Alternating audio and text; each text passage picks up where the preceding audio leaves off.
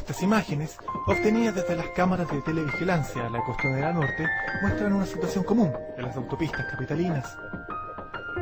Producto de la sobrepoblación de perros vagos en la ciudad, es normal presenciar más de algún atropello. En el video se ve cómo este perro agoniza tras ser arrollado por un vehículo.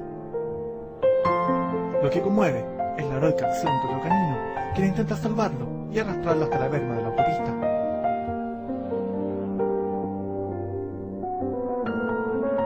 Acciones como esta, lamentablemente, continuarán proliferando si no se plantea una solución concreta al tema de los perros callejeros.